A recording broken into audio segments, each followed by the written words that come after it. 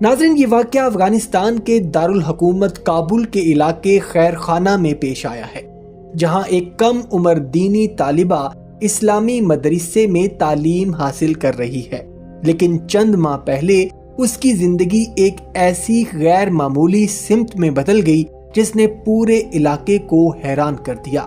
اس لڑکی کے جسم پر روزانہ 5 سے 6 مرتبہ قرآنی آیات اور اللہ تعالیٰ کے نام ظاہر ہوتے ہیں۔ یہ الفاظ کبھی اس کے بازوؤں پر، کبھی پیشانی پر، کبھی سینے پر اور کبھی ٹانگوں پر ابھرتے ہیں۔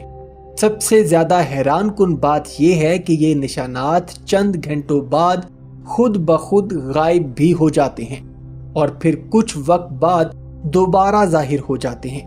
عینی شاہدین اور مدرسے کے اساتذہ کے مطابق لڑکی کے جسم پر یہ آیات اور الفاظ نمایاں طور پر دیکھے گئے ہیں، جن میں یا اللہ، اللہ، بسم اللہ الرحمن الرحیم، لا الہ الا اللہ، محمد الرسول اللہ، یا محمد۔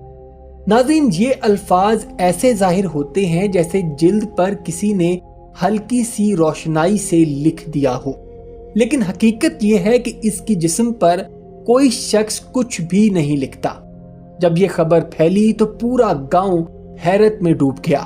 مدرسے کے طلباء، اساتذہ اور یہاں تک کہ مقامی علماء بھی روزانہ اس لڑکی کو دیکھنے آتے ہیں۔